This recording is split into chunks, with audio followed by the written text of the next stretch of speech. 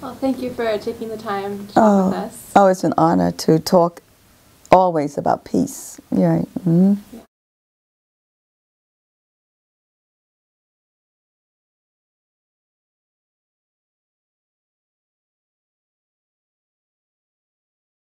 I think peace is a verb. You know, it's a subject. It's a noun.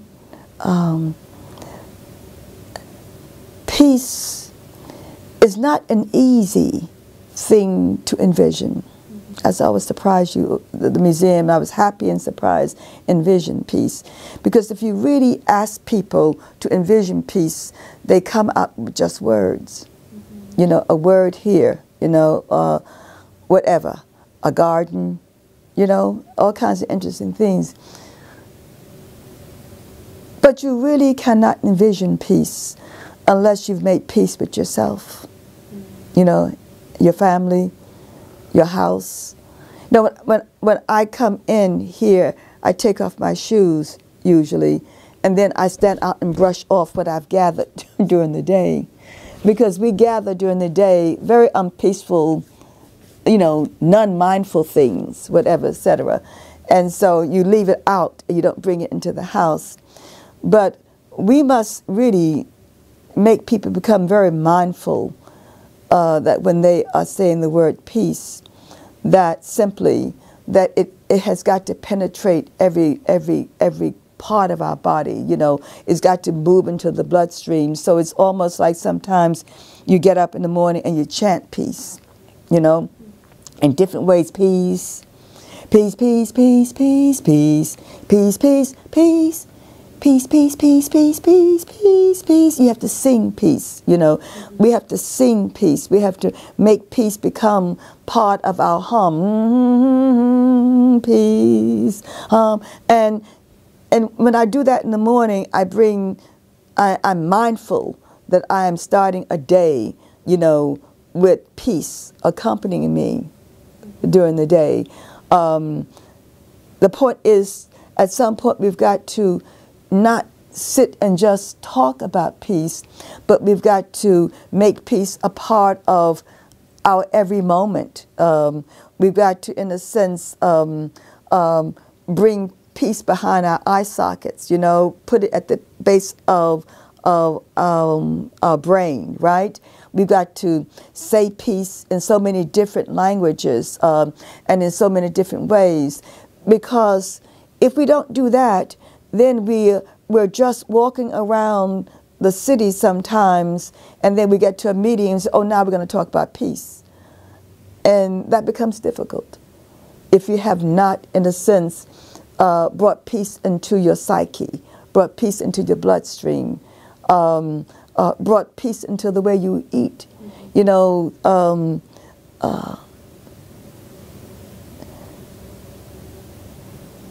I believe that we've got to be mindful about peace. You know, Thich Nhat Hanh talks about being mindful all the time.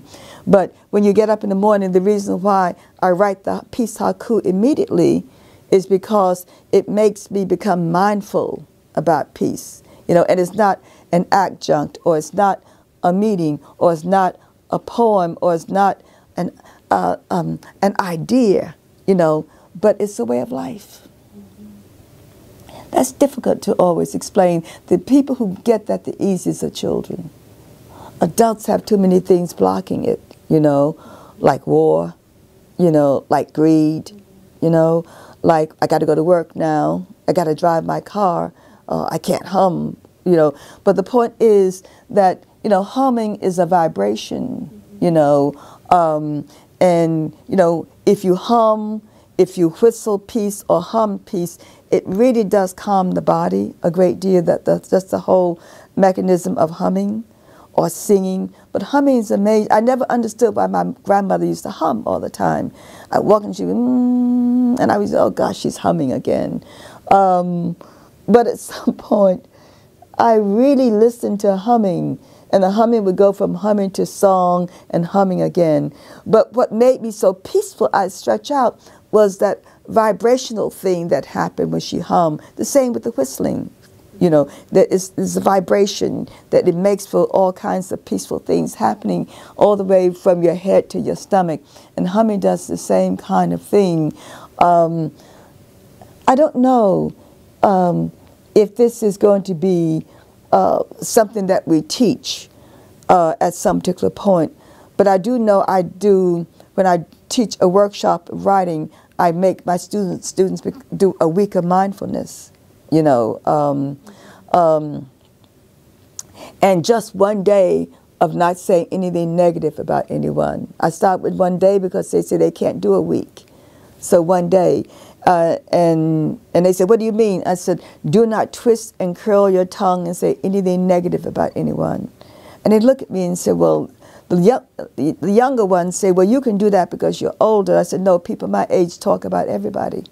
But can you imagine that if we can get a city not to say anything negative about anyone for one day, a city, just a city, whatever, that people watch their tongues, then I guarantee you that we'll cut down on crime, on people killing each other. Because I tell them, if you say something negative about someone, then you will hit someone. If you hit someone, you will kill someone. You know, and it is hard to do. And I say, if you find yourself before the day is over saying something negative, just stop, wait a couple of days, and then start again. But it's that conscious effort of not saying anything negative about anyone that begins to make your tongue become peaceful. Because our tongues are unpeaceful. You know, we curse people. Like, you know, every time you watch the Idiot Box, that is the television, you know, there's someone says Joe Schmo killed someone because they were arguing. Now, I teach the students, what do I teach them? I say, if someone says something negative to you, just say, I am so sorry, I didn't mean to offend you. Can you tell me what it is I did to offend you? I come from New York City, and our early poetry, we come out of the Black Arts Movement. We sliced people in two with our tongues. You know, we took no prisoners, and we thought like, whoa, because you come from New York. You know, you have the quick tongue, the fast tongue, the fast response, repartee. You say something, and you see someone just fall out because you have sliced them in two, whatever, with a tongue. But it didn't change anything. The person thought the same thought that he or she thought at the beginning. And I say to my students, when you say that, then you make the person come to your level where you are. You don't go to his or her level, and that is like you curse them out too, and there you are fighting each other and hurting each other, you know. And it is this inner peace that we talk about, translated into an outer peace. It is indeed this inner peace that we know that we must have in order to teach peace. You cannot teach peace if there's no inner peace. You know, it becomes like the mouth, whatever, you know. And you leave out, get in a car, you drive, and you curse another driver when you're driving home. I've been to meetings with people like that. And they've like, so what do they mean trying to get in front of me? And you say very gently, we're only going to save 1 minute. That's it. Do you understand what I'm saying? So we must be mindful of this whole idea of peace. And mindful that activism is peaceful activism, you know, that we learn, you know. So when we grandmothers went into, when we went into, what is that? We went into where you sign up for war. Recruitment office? Huh? Like a recruitment office? The recruitment center, right, a couple of years ago. All over the country, the Grandmothers for Peace went into recruitment centers. And we went in and sat in. And the guy came out, and at first he was like saying, very nice, said, oh yes, okay, you can do this, you can do that, you can do that. And then we began to talk to the young people who were coming in to sign up. And we said simply, I went to speak to a young man, young African-American man. I said, you know, why are you signing up for, you know, to fight? He said, because they told me that I would become a doctor if I did. I said, well, I'm not too sure that's going to happen. However, if you want to meet some doctors, I can take you to Temple, you know, med school, UPenn med school, Columbia, and you can meet some doctors. They can tell you what you need to do to become a doctor. But I can guarantee you, if you sign up here for Army, you'll never, ever, ever become a doctor. Okay? And so they left. But it was then that the recruitment, you know, person said, you all must leave. And we said, no, we don't want to leave. We really do want to stay and talk to you about peace. And he began to talk about how he had, interesting, how he had come from the South and he had gotten many advantages from, you know, joining up, you know.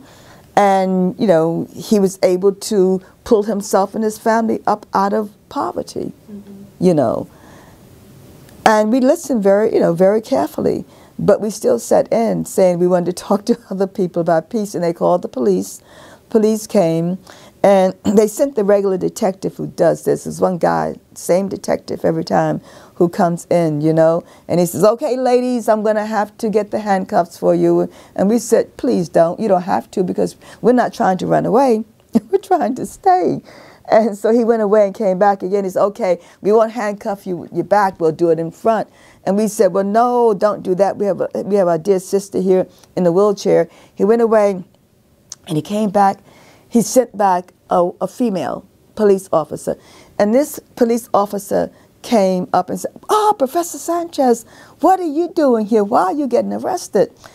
And a former student, you teach 40 years, you have students every place on the planet Earth. And I said, I whispered to her because I didn't want to get in trouble. I said, my dear sister, we're sitting in because you know, we're trying to close down these recruitment centers. We're trying to get people from joining, you know, here. And she said, but don't you worry, Professor Sanchez. You're my professor. I will take good care of you. And then I said very calmly to her, my dear sister, if you take good care of me, you have to take good care of these other 12 sisters here, right? And they did. But as we were being, you know, taken out to the paddy wagon, a woman from NPR called out, Professor Sanchez, what would you have done if you had gone to boot camp? I said, we would have done push-ups for peace. And that's what I'm really leading to, that every morning we get up, we must do push-ups for peace. Before we go to work, we must do push-ups for peace. But even at work, we must do push-ups for peace. Because people at work will engage you in conversations that will make you want to slap, slap, curse, curse, get angry, angry. It's very difficult to maintain this sense of peace in the midst of this kind of deranged living, sometimes deranged cities. But it's a good practice for us to make ourselves practice peace wherever we go. You know, in the city, at work, at school, right? Wherever we go. And to make every place we go what I call a holy place. Which is, and I'm not talking religiously, but a holy place.